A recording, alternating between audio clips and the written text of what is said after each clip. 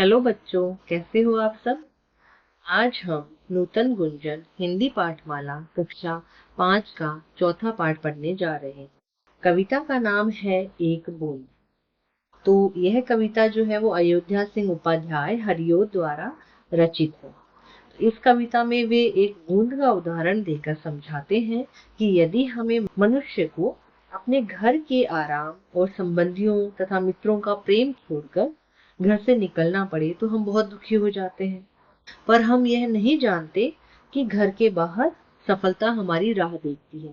तो जब भी हम घर के बाहर जाने में झिझकते हैं, सोचते हैं 10 बार कि भाई हमें घर के बाहर जाना चाहिए या नहीं, हमें सफलता मिलेगी या नहीं मिलेगी, तो ये बहुत सारी बातें जो है वो हमें सोचने की जरूरत पड़ती है। लेकिन जब वो एक छोटी सी बूंद जो होती है बारिश की, वो भी अपने बादलों का घर छोड़कर हमारे पास आती है, तो जब वो बादलों को छोड़कर हमारे पास धरती पर आती है तो उसके मन में भी बहुत सारी बातें चलती रहती है।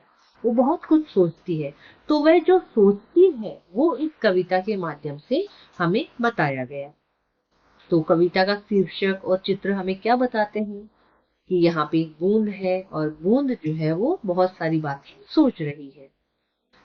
आपने अपना फ्यूचर डिसाइड किया है, आपने सोचा है कि आप बड़े होकर क्या करोगे। तो वैसे ही जो बूंद है वो भी सोच रही है कि अगर मैं नीचे गिरूंगी तो मेरे साथ क्या क्या होगा। तो इस कविता में कवि ने एक बूंद के माध्यम से मनुष्य को जीवन में जो भी उपलब्धियां हासिल करनी है, कर्म करने की वजह से ही मिलने वाली है। जो सफलता है हमें, वो सिर्फ हमें कर्म करने से मिलेगी। बोलते हैं ना कि कर्म करो, फल की चिंता मत करो। तो जैसे बूंद बादल से अलग होकर एक सीप में गिरी और मूल्यवान मोती बन गई, वैसे ही अगर हम अपने अच्छे कर्म करते जाएंगे, अपने अच्छे कार्य करते जाएंगे, तो हमें भी सफलता अवश्य मिलेगी। तो इसलिए हमें हमेशा चुनौतियों का सामना करने के लिए तैयार रहना चाहिए। तो एक बूंद जो है वो अपने बादलों के घर से निकलकर सीप के मुंह में जा गिरती है और मूल्यवान मोती बन जाती है। वैसे ही हमें भी अच्छे अच्छे कार्य हमेशा करते रहना चाहिए। तो कविता हम पढ़ रहे हैं। जो निकलकर बादलों की गोद से ही अभी एक बूंद कुछ आगे बढ़ी।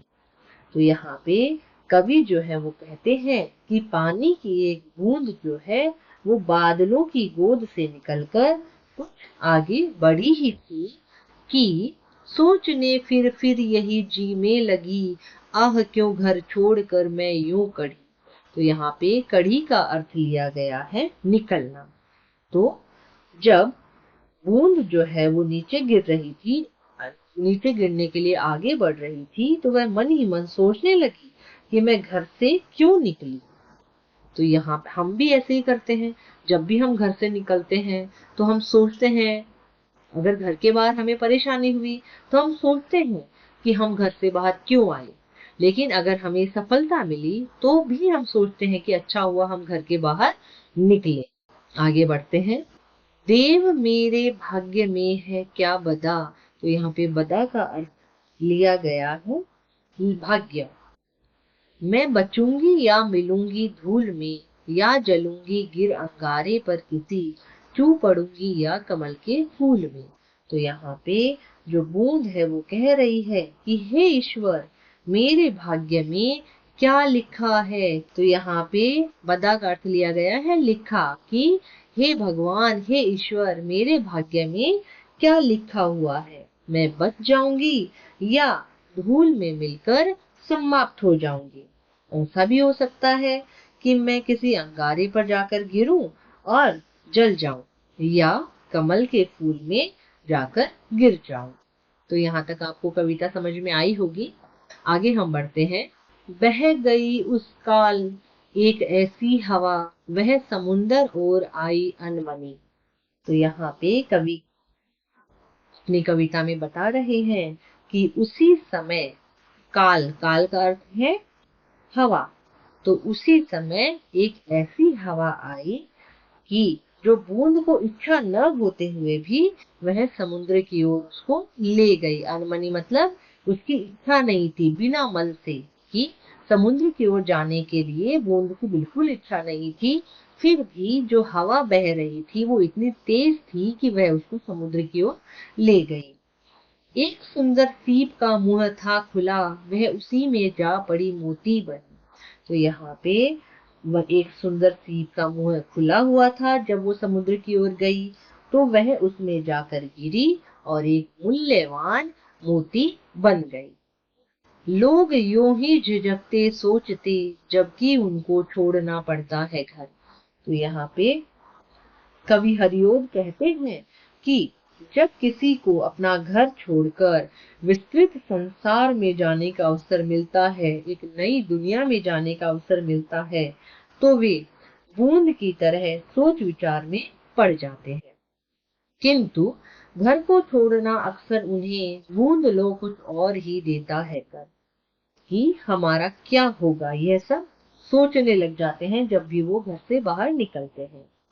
किंतु घर को छोड़ना उन्हें बूंद की तरह ही और अर्थात महान बना देता है। जैसे बूंद सीप के मुंह में गिरी तो वह मूल्यवान बन गई, उसी प्रकार अगर हम अच्छे इरादे से अपनी सफलता के लिए घर के बाहर निकलते हैं तो हो सकता है हमारा कार्य पूर्ण हो जाए और हो सकता है कि हम भी बूंद की तरह ही महान बन जाएं। आशा है आपको यह कविता समझ में आई होगी। आगे हम बढ़ते हैं शब्दार्थ की तरफ। तो शब्दार्थ में सबसे पहला शब्द है जी। जी का अर्थ है मन। कढ़ी निकली, देव भगवान या ईश्वर, बदा लिखा या निर्धारित, चू पढ़ूंगी यानी टपक पढ़ूंगी, काल का अर्थ है समय, अनमनी यानी बेमन से जिसका मन नहीं होता, सर प्रायः, लौ समान या की तरह। तो यहाँ पे श्रुत लेख के लिए भी आपको शब्द दिए गए हैं। बूंद, कढ़ी, भाग्य, जलूंगी, अंगारे, अनमनी, झिझकते या लो। तो आगे हम बढ़ते हैं प्रश्न उत्तर की तरफ। सबसे पहले हम देखेंगे मौखिक प्रश्न। तो मौखिक प्रश्न का पहला प्रश्न है, इस कविता में किसका वर्णन है? तो इस कविता में एक ऐसी बूंद का वर्णन है जो बादलों से निकलकर इस पृथ्वी की ओर बढ़ी तो वह डर गई, न जाने उसका क्या होगा, किंतु वह सीप के मुंह में गिरकर मोती बन गई। दूसरा प्रश्न है, ख हवा के वेग में बहती बूंद के मन की दशा कैसी थी? तो इसका उत्तर है, हवा के वेग में बहती बूंद मन ही मन घबरा रही थी, डर रही थी। वह आशा निराशा के झूले पर झूलती विचारों में डूबी हुई थी। आगे है प्रश्न संख्या ग। हवा के वेग से बूंद कहाँ जाकर गिरी? तो यह हमने कविता में पढ़ा है कि हवा के वेग से बूंद एक सुंदर सीप के मुंह में जाकर गिरी। अगला प्रश्न है घ। घर छोड़ते समय लोग क्यों झिझकते और सोचते? तो घर छोड़ते समय लोग झिझकते और सोचते हैं क्योंकि वे अपने भविष्य के प्रति चिंतित होते हैं। न जाने आगे राह में उन्हें कौन कौन सी कठिनाइयों का सामना करना पड़ेगा, सफलता मिलेगी या नहीं मिलेगी। तो यहाँ पे हमारे मौखिक प्रश्न खत्म होते हैं। आगे हम बढ़ते हैं लिखित प्रश्नों की ओर। तो लिखित प्रश्न का पहला प्रश्न है, बादलों की गोद से निकलकर बूंद क्या सोचने लगी? तो बादलों की गोद से निकलकर बूंद सोचने लगी कि मैं घर से क्यों निकली। हे भगवान, मेरे भाग्य में क्या लिखा है? मैं बच जाऊंगी या धूल में गिरकर समाप्त हो जाऊंगी? मैं किसी अंगारे पर गिरकर जल जाऊंगी या कमल के फूल पर जा गिरूं? अगला है प्रश्न संख्या ख।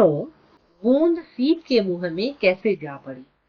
तो इसका उत्तर है, समुद्र की ओर बहने वाली हवा के चलने से बूंद अनमनी सी हवा के बहाव से समुद्र की ओर आ गई और वहां पर एक सुंदर सीप के मुंह में गिर गई।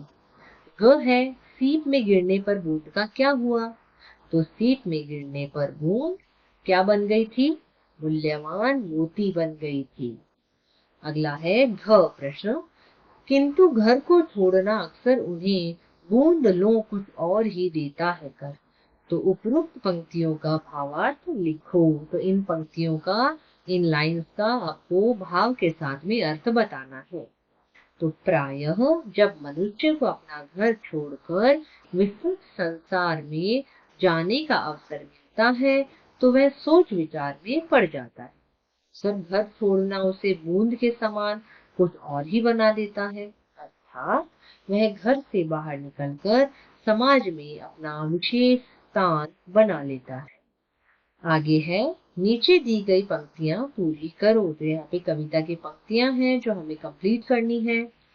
जो निकलकर बादलों की गोद से ही अभी एक बूंद कुछ आगे बढ़ी, सोचने फिर यही जी में लगी आह, क्यों घर छोड़कर मैं यूं करूं। सोच, फिर आगे आता है सोच कर लिखो वाला, जो बहुत बार परीक्षा में पूछा जाता है। तो सोच कर लिखो वाला प्रश्न है, प्रकृति संघर्ष करके आगे बढ़ना सिखाती है, उदाहरण द्वारा बताओ। तो इसका उत्तर आप अपने शब्दों में लिख सकते हो। यहाँ पे मैंने दिया है, प्रकृति से हमें उपयोगी संदेश मिलते हैं। संघर्ष करके आगे बढ़ना भी एक ऐसा ही संदेश है जो हमें नदियों से मिलता है। वे अपने मार्ग में आने वाले पत्थरों, चट्टानों, पर्वतों तथा अन्य सभी प्रकार के अवरोधों से संघर्ष करके आगे बढ़ती है और हमें सिखाती है कि बाधाओं को उत्साह और साहस से पार करना चाहिए। यहाँ पे हमारे प्रश्न उत्तर खत्म होते हैं। चलो आगे बढ़ते हैं। यहाँ पे प्रश्न संख्या 2, सही उत्तर पर सही का निशान लगाओ। तो यहाँ पे क है, बूंद किसकी गोद से निकली। तो बूंद जो है वो बादल की गोद से निकली थी। अंगारा का अर्थ है बहकता कोयला। ग है, हवा के वेग से समुद्र की ओर कौन आया। तो हवा के वेग से समुद्र की ओर एक बूंद आई। घ है, समुद्र में क्या मिलता है। तो समुद्र में सीप मिलती है। ड़ है, बूंद लो कुछ और ही देता है कर से तात्पर्य है। तो इसका अर्थ है विशिष्ट बना देना। आगे हम बढ़ते हैं व्याकरण के प्रश्न उत्तर की तरफ। तो भाषा से का पहला प्रश्न है, नीचे लिखे शब्दों के दो दो पर्यायवाची लिखो। तो यहाँ पे बादल, मेघ, जलधर, भाग्य, किस्मत और तकदीर, हवा, पवन, समीर, घर, गृह, निकेतन, फूल, पुष्प, कुसुम। प्रश्न संख्या 2 है, मैं और मैं लिखकर वाक्य पूरे करो। तो क है, मैं बचूंगी या मिलूंगी धूल में। मैं मतलब अंदर और मैं मतलब स्वयं। ख है, मैं कल ही मुंबई से लौटा हूँ। ग है, वह उसी में जा पड़ी मोती बनी। घ है, अखबार में रोहित की फोटो छपी है। ड़ है, मैं भी प्रतियोगिता में भाग लूंगी। तो यहाँ पे प्रश्न संख्या 3 है, दिए गए शब्दों के लिए उचित विशेषण शब्द चुनकर लिखो। तो यहाँ पे हवा दे रखा है, तो हवा का विशेषण ठंडी, सीप सुंदर, बादल काले, फूल रंग बिरंगे, समुद्र गहरा, कमल गुलाबी, मोती चमकीला, घर बड़ा। प्रश्न संख्या 4 है, कि या की लगाकर वाक्य पूरे करो। तो यहाँ पे क है, बूंद ने सोचा कि। जो जल्दी बोलते हैं उस पे छोटी मात्रा और जो लंबा बोलते हैं उस पे बड़ी मात्रा आती है। तो ख है, बूंद बादलों की गोद से निकली। बूंद को डर था कि मैं बचूंगी या धूल में मिल जाऊंगी। ख है, सब बूंद की तरह चिंता करते हैं। ड़ है, घर से निकलकर उन्नति की राह पर चले जाते हैं। प्रश्न संख्या 5 है, नीचे दिए गए पद्यांश को पढ़ो और पूछे गए प्रश्नों के उत्तर लिखो। तो पद्यांश जो है वो आपकी किताब में दिया हुआ है, तो उसको पढ़कर उसके नीचे जो प्रश्न है उनके उत्तर हमें देने हैं। तो पहला प्रश्न है, पंछी मीठे मीठे गाने कब गाते। तो इसका उत्तर है, सवेरा होने पर पंछी मीठे मीठे गाने गाते हैं। है, उड़ने का बल किसमें होता है। तो इसका उत्तर है, जो धरती पर चल पाता है उसमें उड़ने वाला बल होता है। ग है, पंछी क्या समझाते हैं। इसका उत्तर है, पंछी समझाते हैं जो खोता है वही पाता है। घ है, दो विशेषण शब्द लिखने हैं हमें पद्यांश में से ढूंढकर। तो मीठे और सुंदर। ड़ है, इनके समान अर्थ वाले शब्द पद्यांश में से ढूंढकर लिखो। तो शाम का संध्या, धरा का धरती, घोंसला नीड़, आकाश आसमान। तो यहाँ पे प्रश्न संख्या 6 है, दिए गए शब्दों को शब्दकोश क्रम में लगाओ। तो जैसे जैसे कविता में शब्द आए हैं वैसे वैसे हम इसको क्रम से लगाते जाएंगे। पहला अंगारे, कमल, काल, घर, धूल, फूल, बदा, बादल, बूंद, भाग्य, मुंह, मोती, समुंदर, सीप, हवा। तो यहाँ पे हमारे प्रश्न उत्तर और कविता खत्म होती है। आशा है आपको कविता अच्छे से समझ में आई होगी। अगर कुछ भी डाउट है या कुछ भी पूछना है आपको तो आप कमेंट बॉक्स में जरूर बताएं। धन्यवाद।